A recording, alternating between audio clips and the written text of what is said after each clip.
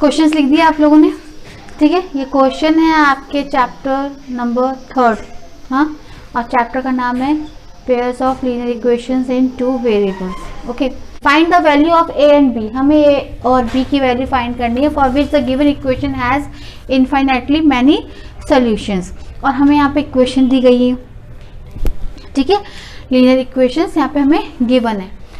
Infinitely many solution, इसका मतलब क्या सिचुएशन हो सकती है? हाँ, कोइंसिडेंट, यानी कि a1 upon a2 is equals to b1 upon b2 is equals to c1 upon c। और ये तब कब होता है? जब लाइंस आपस में कोइंसाइड करें, इट मीन्स कोइंसिडेंट लाइंस। आपके ब्रेन में फीड हो जाए ये सब चीज़ें, इसलिए मैं बार बार रिपीट कर रही हूँ, साथ में लिख भी रही हूँ। ओके, लेकिन अगर आप ध्यान से देखोगे तो आप जानते हो कि लीनियर इक्वेशन का स्टैंडर्ड फॉर्म क्या होता है, जानते हो? यहाँ पर देखो, ये तो इक्वेशन जो 1 है ये तो सही फॉर्म में लिखा गया है, लेकिन इक्वेशन 2 जो है उसका सही फॉर्म नहीं है, ये स्टैंडर्ड फॉर्म में नहीं लिखा है। कैसे पहचाना मैंने? अगर आप देखोगे ध्यान से, इसमें तो है यहाँ पर x है ना, और ये x का कोफिशिएंट है, यहाँ पे y है, ये y का कोफिशिएंट है। तो बच्चों y तो यहाँ पर भी आ रहा है, हाँ, जबकि ये यहाँ पे क्या होता है? C2 होता है, और यहाँ पे आ गया y। इट मीन्स ये भी स्टैंडर्ड फॉर्म में नहीं है, आपको सबसे पहले स्टैंडर्ड फॉर्म में लिखना पड़ेगा। तो सबसे पहले आप हमेशा दी गई इक्वेशन को उसका स्टैंडर्ड फॉर्म देखो, ठीक है, कि ये लीनियर इक्वेशन है लेकिन इसका स्टैंडर्ड फॉर्म ये नहीं है। पहले हम इसको उसके सही स्टैंडर्ड फॉर्म में लिखेंगे, तभी हम इस क्वेश्चन को सॉल्व कर पाएंगे। तो मैं यहाँ पर सॉल्व कर देती हूँ इसको साइड में। Minus B Y right hand side है, इसको मैं लेफ्ट हैंड साइड ले आऊँगी, ठीक है। तो 2ax plus ay plus by equals to 28। तो ये नेगेटिव है, इस तरफ आके पॉजिटिव हो गया। अब आप क्या करेंगे? 2ax, इसमें और इसमें क्या कॉमन है? y कॉमन है। आप y बाहर ले लो, ब्रैकेट में क्या रह जाएगा? इन दोनों में से y बाहर चला गया तो a, प्लस इन दोनों में से y बाहर चला गया तो b, ब्रैकेट क्लोज। और टाइम तो हम यहाँ पर लिखते थे ना, मैं कहती थी कि y कॉमन ले लो, तो ऐसे कॉमन लेके तब लिखते थे, पर हम यहाँ पर इस तरह से लिखेंगे क्योंकि यही इसका स्टैंडर्ड फॉर्म है। ओके, इज इक्वल्स टू 28, और ये इक्वेशन हो जाएगी हमारे पास 3rd। तो अब फर्स्ट और थर्ड को लेकर सॉल्व करेंगे। ओके, तो सबसे पहले हमने क्या करा? हमने इक्वेशन चेक करी कि इक्वेशन जो दी गई है उसका स्टैंडर्ड फॉर्म है या नहीं है। अगर नहीं है तो पहले सबसे पहले स्टैंडर्ड फॉर्म में लिखो। तो ये चाहे लीनियर इक्वेशंस हो, चाहे क्वाड्रेटिक इक्वेशंस हो, या पॉलिनोमियल्स है, आपको देखना पड़ेगा स्टैंडर्ड फॉर्म उनका। ओके, अब हम इसको नहीं देखेंगे, इसको नहीं देखना, सिर्फ इसको देखना है और इस वाले इक्वेशन को देखनी है। तो a1 क्या है हमारे पास? 2। मैं यहाँ लिख देती हूँ साइड में कि a1 हमें गिवन है 2, और a2 क्या है? 2a। ओके, b1 क्या है? 3, और b2 क्या है? a plus b। यहाँ देखो b2 क्या है? कोफिशिएंट ऑफ y, y का कोफिशिएंट क्या है? a plus b। c1 कितना है? 7, और c2 कितना है? 28। लिख लिया मैंने यहाँ पे। अब इन वैल्यू को यहाँ पे लिख दो। तो a1 कितना है? 2 अपॉन a2 कितना है? 2a is equal to b1 है 3 के साथ और कुछ नहीं है, नहीं। b2 कितना है? a plus b equals to c1 है हमारे पास 7, और c2 है हमारे पास 28।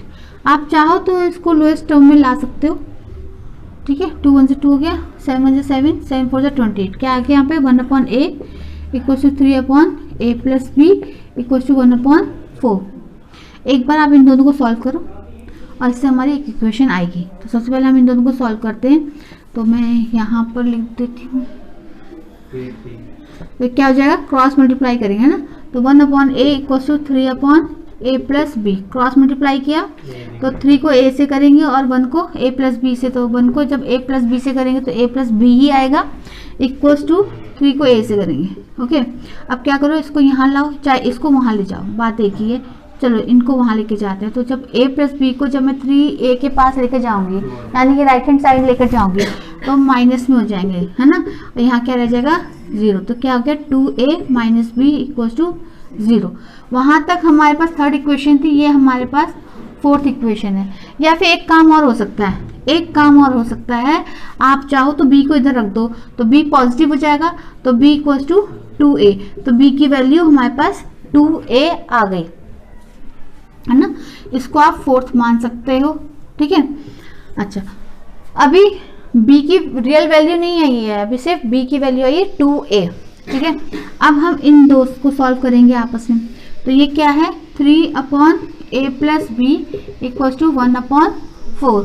क्रॉस मल्टीप्लाई करोगे तो a प्लस बी को 1 से करोगे तो a प्लस बी आएगा इक्वल्स टू 3 4 12।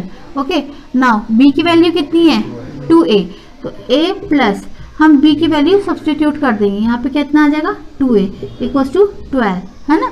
अच्छा, तो कितना हो गया 3a equals to 12, a equals to 12/3, तो 3 4 12, तो a की वैल्यू कितनी आ गई 4, a की वैल्यू आ गई ना 4।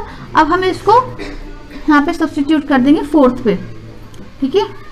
तो आप लिखोगे putting the value of a in, a की वैल्यू को हम किस में रख रहे हैं, यहाँ पे रखेंगे, ठीक है। तो b इक्वल्स टू 2a, तो b equals to 2 multiply a की वैल्यू कितनी है 4, तो b इक्वल्स टू 8।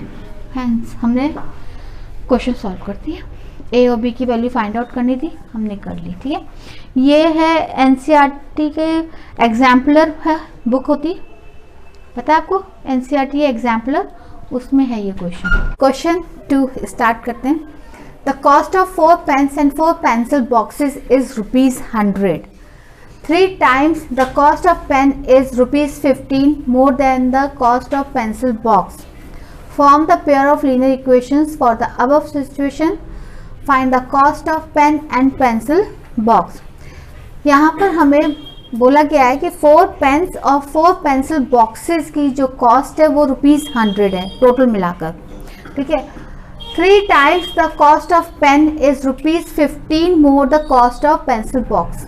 यहाँ पे कहा गया है कि अगर 3 times the cost of pen, pen की कॉस्ट को अगर 3 times कर दिया जाएगा तो क्या हो जाएगा, किसके बराबर हो जाएगा कि जितनी भी कॉस्ट पेंसिल बॉक्स की है उसमें आप 15 और ऐड कर दीजिए, उसके इक्वल हो जाएगा। मतलब पेन की कॉस्ट अगर 3 times कर दोगे तो जो भी पेंसिल बॉक्स की कॉस्ट है उसमें 15 ऐड कर दो, तो वो उसके इक्वल हो जाएगा, किसके equal 3 times the cost of pen के। तो हमें इसमें पेयर ऑफ लीनियर इक्वेशंस बनानी है, ओके। और आपको वो दिखानी भी है, बोला है कि जो सिचुएशन दी गई है उस पर बेस्ड आपको इक्वेशन बनाओ और साथ में आपको एक पेन और एक पेंसिल बॉक्स की कॉस्ट भी फाइंड आउट करनी है, ठीक है। तो यहाँ पे ना तो हमें पेन की कॉस्ट पता है और ना ही हमें पेंसिल की कॉस्ट पता है। तो हम स्टार्ट करते हैं solution. Let the cost of 1 pen की कॉस्ट मैंने मान ली ₹X।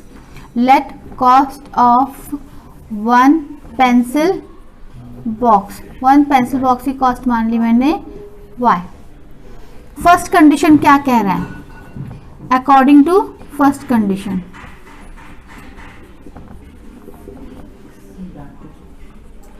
According to first condition क्या है कि कॉस्ट ऑफ 4 पेन्स, आप लिखोगे कॉस्ट ऑफ 4 पेन्स और 4 पेंसिल की कॉस्ट मिलाकर ₹100 है। तो सबसे पहले आप 4 पेन की कॉस्ट फाइंड आउट करो।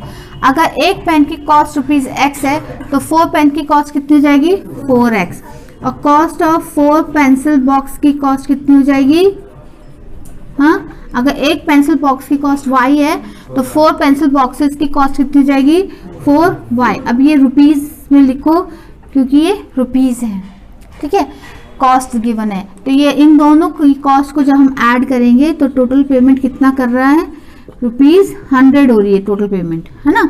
अच्छा, ये सब में क्या कॉमन है 4 कॉमन है। आप इन सबको 4 से डिवाइड करोगे तो क्या आएगा X + Y + 25। यहाँ पे इक्वेशन में रुपीस लिखने की ज़रूरत नहीं है। ये आपकी आ गई first equation. Now according to the second question, sorry according to the second condition, हाँ सेकेंड कंडीशन के अकॉर्डिंग उसने क्या बोला, 3 times the cost of pen. पहले आप 3 टाइम्स लिख दीजिए, 3 times cost of pen. Pen की कॉस्ट कितनी है x, तो इसका 3 टाइम्स क्या होगा 3x। Is 15 more than the cost of pencil box. तो 15 ज्यादा है जितनी भी पेंसिल बॉक्स की कॉस्ट है। तो पेंसिल बॉक्स की कॉस्ट कितनी है ना, तो ₹15 more than cost of pencil box. तो पेंसिल बॉक्स की कॉस्ट तो y है, तो उसमें 15 ऐड कर दो। अब देखो क्वेश्चन के अकॉर्डिंग उसने क्या बोला कि जो भी कॉस्ट है पेन का उसका 3 टाइम्स कर दिया जाए, तो किसके इक्वल हो जाएगा कि जो भी कॉस्ट होगी पेंसिल बॉक्स की उसमें 15 ऐड कर दो। ओके, उसमें हम 15 क्या कर देंगे, ऐड कर देंगे। अब ऐसा करते हैं कि y को मैं लेफ्ट हैंड साइड लेकर जाती हूँ। ओके, तो इक्वेशन आ जाएगी मेरे पास 3x minus y equals to 15। ये हमारे पास होगी सेकेंड इक्वेशन। अब हम फर्स्ट और सेकेंड इक्वेशन को लेकर सॉल्व करेंगे। देखो अगर आप ध्यान से देखो, इसमें हम एलिमिनेशन मेथड यूज़ कर लेंगे, क्योंकि मेथड तो यहाँ पे बोला ही नहीं है गया कि कौन सा मेथड यूज़ करना है, तो इजी है कि यहाँ पे हम एलिमिनेशन मेथड यूज़ कर लें। तो एलिमिनेशन मेथड कैसे करेंगे, प्रतिस्थापन विधि। ठीक है, तो कैसे करेंगे, देखो फर्स्ट इक्वेशन है हमारे पास x plus Y equals to 25 और सेकेंड इक्वेशन है 3x minus Y equals to 50। हाँ इतना लिख सकते हो, हाँ इतना लिख दो कि एडिंग बोथ इक्वेशन। ठीक है, आप इसमें सब्ट्रैक्ट मत करो, क्यों, क्योंकि यहाँ पे देखो y पॉजिटिव है y नेगेटिव है, तो ऐड करने से ही ये दोनों कैंसिल हो रहे हैं, सब्ट्रैक्ट करने की जरूरत नहीं है, ऐड कर दो। ऐसे में देखो ये पॉजिटिव है ये नेगेटिव है, दोनों हो गए कैंसिल। ये है 3, यहाँ पे क्या मानेंगे 1, तो 3 + 1 is 4x is equals to कितना हो जाएगा 40। तो x equals to 40/4, x equals to ₹10। कितना इजी था ना कैलकुलेशन। तो थोड़ा सा अपना टाइम इस तरह से भी आप बचा सकते हैं। हम एलिमिनेशन मेथड ही यूज कर रहे हैं। ये वाला इक्वेशन के नीचे आपने ये कैसे लिया 25 वाला, ये इसमें बेटा 4 कॉमन ले लिया। देखो ये भी 4 से डिवाइड हो जाता है, ये भी 4 से डिवाइड हो जाता है और 100 भी 4 से डिवाइड हो जाता है, बस इसलिए 4 कॉमन ले लिया। ठीक है, इसलिए 25 आ गया। अब हम x की वैल्यू को सब्स्टिट्यूट कर देंगे किसी भी इक्वेशन में, चाहे आप फर्स्ट में रखो या सेकंड में रखो, किस में रखना चाहें बताओ, सेकंड फर्स्ट में। हाँ तो लिख दो substituting the value of x in equation first. तो x plus Y equals to 25, x की वैल्यू कितनी है 10 plus Y equals to 25, then y equals to 25 minus 10 equals to 15।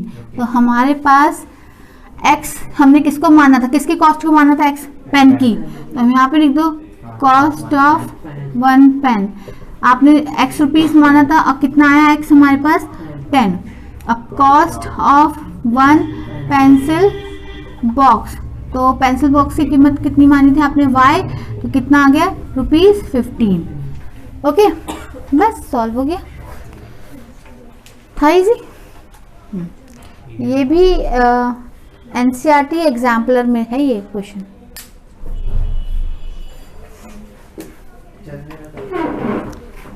Questions complicate कब होते हैं, जब आप ना तो पढ़ोगे और ना ही आप प्रैक्टिस करोगे। ठीक है, तो क्वेश्चन आपको वहीं पे टफ लगेंगे।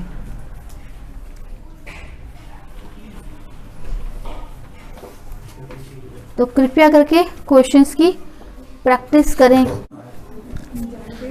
अब जो क्वेश्चन हम कर रहे हैं वो बेस्ड है डिजिट्स पर। ठीक है, तो क्वेश्चन को जरा ध्यान से देखो।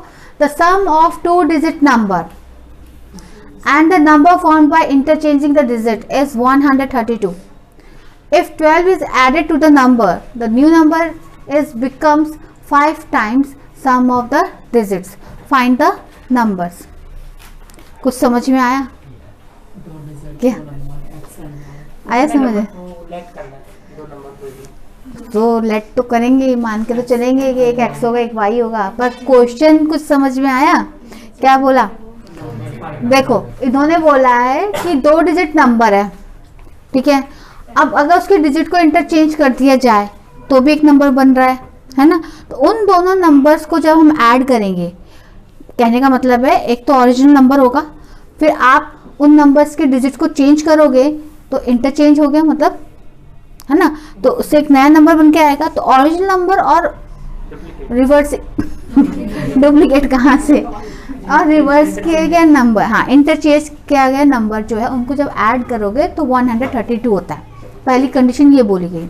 दूसरी कंडीशन में कहा गया कि अगर आप ओरिजिनल नंबर में 12 को ऐड कर दो तो जो डिजिट्स हैं उनके सम का 5 टाइम्स हो जाएगा, या 5 टाइम उनके सम का, उनके डिजिट के सम का 5 टाइम्स करोगे उसके इक्वल हो जाएगा, ठीक है। तो अभी भी समझ में नहीं आया होगा, चलो क्वेश्चन करते हैं फिर समझ में आ जाएगा, ठीक है। तो solution, let ones place digit be X. कुछ समझ में आया? देखो फिर से समझना, मैं भी समझाती हूँ। Let tens place digit be Y. कई बच्चे तो भूल गए होंगे कि ये वंस और टेंस क्यों लिखा जा रहा है। नहीं याद आया सोनिया? सोनिया को याद नहीं आया, देखो याद है, और इसको सोनी को याद है ना। चलो ठीक है, मतलब मुझे समझाने की जरूरत नहीं है। कहने का मतलब है कोई नंबर है, जैसे 25 है, ये वंस हो गया, ये टेंस हो गया। तो यहाँ पे मैं अगर मैं इसको स्प्लिट करूँ 25 को तो क्या होगा 20 + 5, यानी कि जो 5 है उसकी मल्टीप्लाई 1 से हो रही है, प्लस जो 20 है उसमें 2 की मल्टीप्लाई 10 से हो रही है। आगे बात समझ में? यहाँ पर भी यही होगा, 1s प्लेस वाला नंबर जो है उसकी मल्टीप्लाई 1 से होगी और 10s प्लेस वाले नंबर की मल्टीप्लाई 10 से होगी, ठीक है। तो ओरिजिनल नंबर क्या बनकर आएगा? तो ओरिजिनल नंबर ऑब्टेन्ड, ठीक है। क्या बना? देखो y है 10 से मल्टीप्लाई होगी क्योंकि 10s प्लेस में से 10y प्लस x जो है 1s प्लेस में है, इसलिए इसको सोच के चलो, ये वाला जो मैंने लिखा हो गया। अच्छा, उसके बाद बोला है कि नंबर को क्या किया गया है? इंटरचेंज किया गया। चलो भाई अब इनको नंबर्स को इंटरचेंज करेंगे, यानी कि 1s वाला 10s में आ जाएगा और 10s वाला 1s में आ जाएगा। तो आप यहाँ पे लिखेंगे ऑन इंटरचेंजिंग द डिजिट्स। बेटा डिजिट्स को इंटरचेंज करेंगे तो 1s प्लेस डिजिट क्या हो जाएगा? y। हाँ बेटा, पहले हमने 10s प्लेस में माना था ना y, तो अब 1s प्लेस में y हो गया, और 10s प्लेस वाला क्या हो जाएगा? x हो जाएगा। अब इससे क्या बना? न्यू नंबर बना, तो हम लिखेंगे न्यू नंबर ऑब्टेन्ड। तो न्यू नंबर क्या आएगा? देखो 10s प्लेस में x है तो x की मल्टीप्लाई होगी 10 से, plus y number 1s place में तो y की मल्टीप्लाई होगी 1 से, तो ये न्यू नंबर आ गया, ठीक है। अब क्वेश्चन के अनुसार उन्होंने क्या बोला? देखो क्वेश्चन के अनुसार उसने कहा है कि जो नंबर है 2 डिजिट का वो कहाँ है? ये वाला original number. And the number found by interchanging, आपने जो इंटरचेंज करके जो नंबर बनकर आया इन दोनों का जो सम है 132 है, यानी कि ओरिजिनल नंबर और जो न्यू नंबर आया है इन दोनों को जब आप ऐड करोगे तो 132 आएगा। तो 10y plus x plus 10x plus y equals to 132। अब x प्लस 10x कितना हो जाएगा? 11x plus 10y plus y कितना हो जाएगा? 11y है ना, 11y इक्वल्स टू 132। अगर आप देखोगे सब 11 कॉमन हो रहा है, क्यों? देखो इसको भी 11 से डिवाइड करोगे हो जाएगा ये भी, तो 11 कॉमन ले लो तो क्या आ जाएगा? x plus Y equals to 12 आएगा। तो ये हो गया हमारे पास फर्स्ट इक्वेशन। आज नित्य को बड़ी हंसी आ रही है, हिचकी आ रही है। कौन याद कर रहा है? नित्य, मम्मी याद कर रही होगी। नित्य को आने दो। चलो अब आगे देखो, ध्यान से देखो। आगे की लाइन क्या कह रहा है, if 12 is added to a number, तो किस नंबर पे ऐड करेंगे, ओरिजिनल नंबर। अगर ओरिजिनल नंबर में 12 को ऐड कर दिया जाए तो जो नया नंबर है, तो नया नंबर तो ये आया, ये वाला है ना, तो ये जो है इसके जो डिजिट्स होंगे ये वाले, इनको ऐड करने पे 5 टाइम्स ऐड करो, उसके बाद उसको 5 टाइम्स करने पे उसके इक्वल हो जाएगा। किसके इक्वल, हाँ, इसमें जो हम 12 ऐड करेंगे। अभी समझ में नहीं आया तो चलो करते हैं। हाँ, लिखती हूँ मैं, according to second condition, second condition के according 12 is added to the number, तो हम यहाँ लिखेंगे 12 is added to the original number. तो ओरिजिनल नंबर क्या था हमारे पास, 10y प्लस x, इसमें हमने ऐड कर दिया 12, तो ये नंबर बनकर आया। फिर इसके बाद बोला जो न्यू नंबर है वो हो जाएगा किसका, द सम ऑफ डिजिट्स, जो डिजिट्स है उनके सम का 5 टाइम्स। ठीक है, तो the new number becomes 5 times sum of the digits. तो देखो बच्चों, पहले डिजिट्स क्या है, x एंड y, या y और x है ना, तो x प्लस वाई ये डिजिट है, इनके सम का 5 टाइम्स हो जाएगा। अगर ओरिजिनल नंबर में आपने 12 ऐड किया तो ओरिजिनल नंबर तो ये है, इसमें अगर आप 12 ऐड कर दोगे, तो मैंने ऐड कर दिया 12, अगर हम 12 ऐड कर देंगे तो जो नया नंबर है, मैंने यहाँ पे न्यू लिख दिया, न्यू नंबर बिकम्स, नया नंबर बन जाएगा क्या, 5 times the sum of digits. तो डिजिट्स तो आपने x और y माना था, उसका 5 टाइम्स हो जाएगा। तो ठीक है, चलो पहले अब इनको क्या करेंगे, आमने सामने इक्वेट करेंगे, क्योंकि ये इसके इक्वल हो जाएगा। तो हम लिखेंगे 10y plus x plus 12 equals to 5x plus y. तो 10y plus x plus 12 equals to, इसको से मल्टीप्लाई करो 5x प्लस 5y, इन सबको इधर ले आओ, 10y plus x minus 5x minus 5y equals to 12 को इधर लेके जाऊंगी तो -12। तो देखो ये x है पॉजिटिव, ये 5 है नेगेटिव, सब्ट्रैक्ट करना पड़ेगा तो -4x, 10y positive 5y negative, minus करना पड़ेगा लेकिन आएगा 5y इक्वल्स टू -12। ठीक है, आप चाहो तो माइनस कॉमन ले लो, क्योंकि x में माइनस है तो आपको शायद सॉल्व करने में डिफिकल्टी हो, आप माइनस कॉमन ले लो, बाकी और कुछ कॉमन नहीं है। ठीक है, जब आप कॉमन लोगे ना माइनस को, तो बाकी सबके साइन क्या हो जाएंगे, चेंज हो जाएंगे। ठीक है, तो ये हो जाएगा पॉजिटिव का, ये हो जाएगा नेगेटिव का, और ये हो जाएगा पॉजिटिव। ये हमारे पास सेकंड इक्वेशन आ गई। ठीक है, तो चेक करना सही है इक्वेशन हमारी जो बनी।